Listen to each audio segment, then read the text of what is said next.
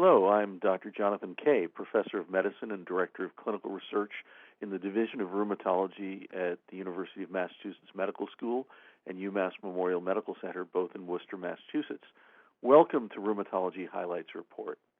Today I'm going to discuss several interesting presentations about osteoarthritis and miscellaneous rheumatic disorders that were presented at the recent American College of Rheumatology annual scientific meeting that was held in Washington, D.C. in November 2012. First, I'm going to discuss several presentations about the outcomes of weight loss in osteoarthritis of the knee, and then I'm going to discuss several presentations about the treatment of familial Mediterranean fever with cytokine inhibition. Mark Hochberg presented a study that looked to see whether there was an association of weight loss with structure modification in subjects with radiographic knee osteoarthritis from the Osteoarthritis Initiative database. They looked at 2,683 individuals with radiographic knee osteoarthritis, Kellgren-Lawrence grade 2 or greater at baseline, who had visits at 12, 24, 36, and 48 months. Standardized fixed flexion weight-bearing PA radiographs of both knees were obtained, and medial compartment joint space width was determined using digitized images with a software tool. All images from each subject were analyzed together, blinded to time sequence. All images from each subject were analyzed together, blinded to time sequence. Heavier weight was significantly associated with narrow joint space width at all visits. The mean annual rate of joint space width decline, however, was quite small, less than 0.1 millimeter per year. When using models adjusting for multiple variables, there was an inverse association between change in weight and change in joint space width, with greater narrowing of the joint cartilage space over time with higher weight. The rate of decline in joint space width was independently associated with higher WOMAC pain scores and use of analgesic and/or anti-inflammatory medications. The authors concluded that weight loss improves symptoms and may modify structure in knee osteoarthritis, but there was no specification as to how weight loss was achieved. Last year at the American College of Rheumatology annual scientific meeting in Chicago, the clinical outcomes of the intensive diet and exercise for arthritis, or IDEA trial, were presented. This is a prospective, single-blind, randomized controlled trial comparing 3 interventions over 18 months. Diet, consisting of intensive dietary restriction to achieve at least a 10% weight loss over 18 months. Exercise alone, the control group, consisting of 2 15-minute walks and a 20-minute weight training program 3 times weekly for 18 months, or the combination of the two, were studied in 454 overweight and obese older adults more than 55 years of age with painful knee osteoarthritis. These individuals had Kellgren-Lawrence grade 2 or grade 3 tibiofemoral osteoarthritis at baseline. The changes between groups were compared using an intent-to-treat analysis. At last year's meeting, it was shown that among the 399 participants who returned for the 18-month follow-up testing, there was a significant drop in weight evident as early as 6 months and sustained through 18 months with either diet alone or both diet and exercise, and this was significantly different from that achieved with exercise alone. There was a decrease in pain occurring as early as 6 months with all 3 treatments, but by 18 months, the decrease in pain was greatest with the combination of diet and exercise as compared to diet alone or exercise alone. Physical function improved over time in all 3 groups, but was greatest in the diet and exercise group. And similarly, walking speed improved by 18 months and was greatest in the diet and exercise group, but was not significantly different comparing groups. There was no significant difference between groups on the SF-36 physical or mental health scales.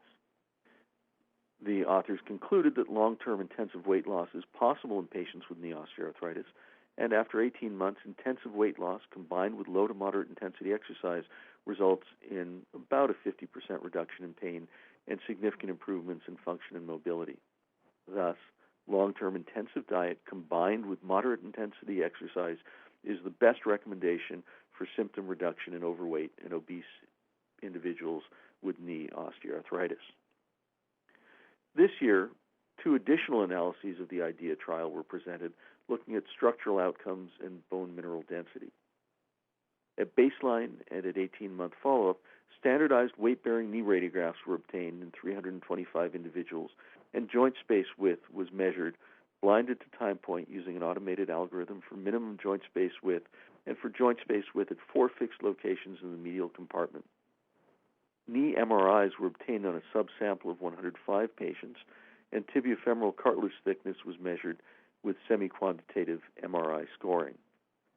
Among the 399 patients who completed the study and returned for follow-up 18-month testing, there were no differences at baseline between groups in joint space width or cartilage thickness of the medial tibia and central medial femur combined.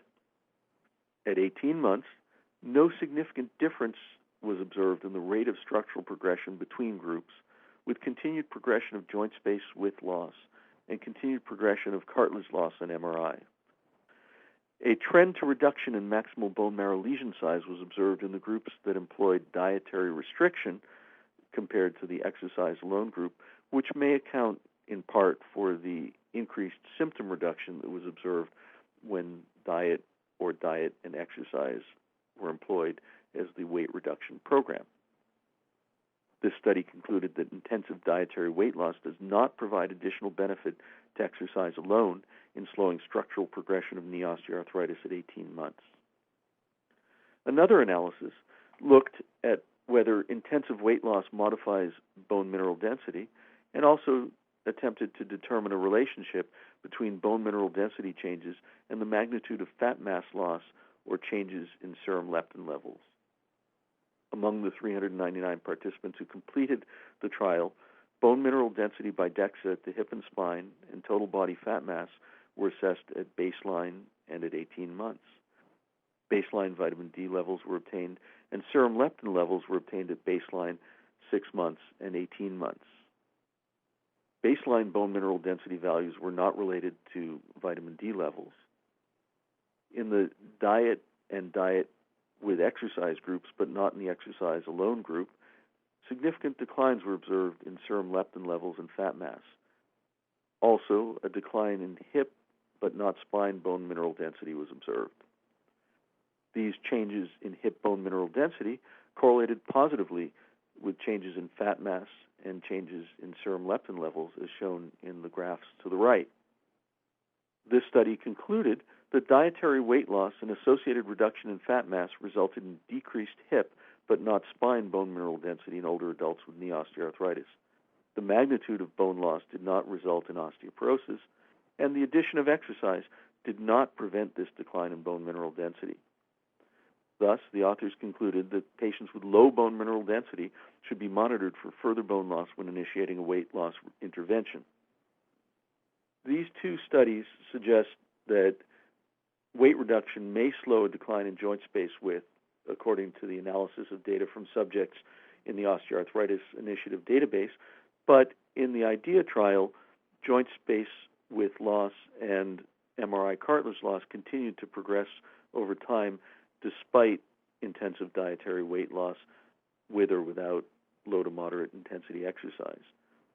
Individuals who participated in the dietary weight loss program experienced decreased pain and significantly improved function and mobility, but they also experienced decreased bone mineral density in the hip, but not in the spine. Thus, weight loss certainly improves symptoms of knee osteoarthritis, but may not slow structural progression. Further study is necessary to reconcile the different observations of these 2 analyses. I'd like to turn now to 2 presentations about cytokine inhibition to treat familial Mediterranean fever. Familial Mediterranean fever, as you know, is an autosomal recessive autoinflammatory disease caused by mutations in the MEFV gene, which encodes pyrin, a protein that regulates production of interleukin-1 beta and pro-inflammatory cytokines by the inflammasome. This most common of the autoinflammatory diseases is manifested by recurrent attacks of fever, polycerositis, and erysipelas-like erythema around the ankles, and is most prevalent among those populations that come from the area around the Mediterranean Sea. AA amyloidosis may occur with persistently active disease, and colchicine, given at doses of 1 to 2 milligrams a day, not only decreases the frequency of attacks of familial Mediterranean fever, but also prevents the development of secondary amyloidosis.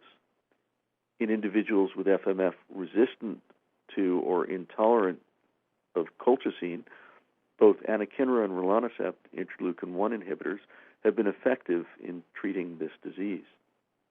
Tocilizumab, an inhibitor of interleukin-6, normalizes serum amyloid A component levels and has resulted in regression of AA amyloid deposits in individuals with juvenile inflammatory arthritis. Presentation by Stein and colleagues looked at 5 patients with FMF refractory to treatment with colchicine and or anakinra who were switched to tocilizumab, 8 milligrams per kilogram, given intravenously every 28 days. Colchicine was continued in 4 of the 5 patients, but anakinra, which was previously given to 2 of the patients, was discontinued. In this small pilot study, they observed good clinical and serologic response to tocilizumab in 3 of the 5 patients, with remission of FMF symptoms after the first dose of tocilizumab and normalization of the SAA and C-reactive protein levels after the first dose in 1 patient and after the 3rd dose in another. 1 patient experienced persistent arthralgia and relapse of FMF with abdominal pain after the 3rd tocilizumab dose, but there were no relevant side effects of tocilizumab among 4 of the 5 patients.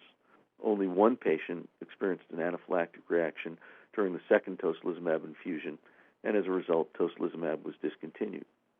Thus, this small pilot study suggests that interleukin-6 inhibition is a potential treatment for FMF and demonstrates potential benefit as it does in the treatment of rheumatoid arthritis and juvenile inflammatory arthritis.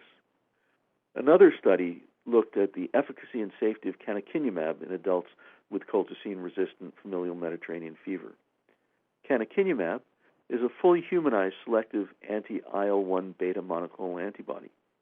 As I mentioned, IL-1 beta levels are elevated in patients with familial Mediterranean fever, and pyrin, the protein of which the gene is mutated, causing familial Mediterranean fever, regulates IL-1 beta production through its effect on the inflammasome. Canakinumab is administered subcutaneously once every 4 to 8 weeks and has a half-life of about 4 weeks, and has been shown to be effective in another autoinflammatory disease, the cryopyrin-associated periodic syndrome, or CAPS. This pilot study set out to evaluate the efficacy and safety of canakinumab by documenting the rate of FMF attacks and of adverse events in adolescents and adults with familial Mediterranean fever who are resistant or intolerant to colchicine. Subjects were required to have at least 1 attack per month during the preceding 3 months, despite taking colchicine at doses of 1.5 to 2 milligrams daily. FMF attacks were confirmed by the presence of fever, serositis, and elevation of the C-reactive protein. The study schema is shown here. There was a pre-treatment period lasting up to 90 days with a run-in period of up to 60 days following a 30-day screening period. Patients with an attack during this 30-day run-in period were treated with canakinumab, 150 milligrams subcutaneously every 4 weeks for 3 months, starting at the next attack that occurred during the following month.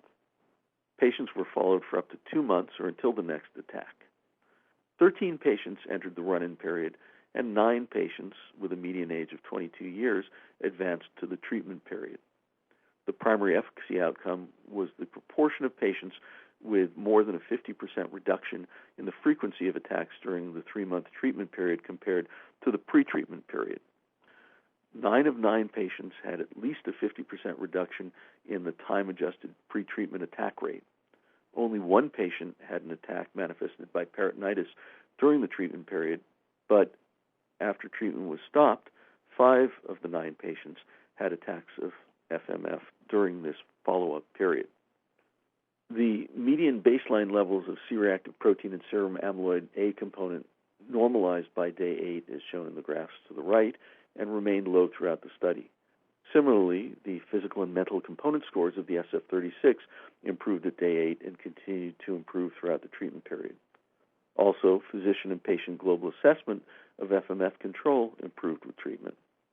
8 patients reported at least one adverse effect, but only one was severe, a headache, and the other 8 were mild. This study concluded that monthly canakinumab, 150 milligrams administered subcutaneously, prevents FMF attacks in patients with this disease who are either resistant or intolerant to colchicine.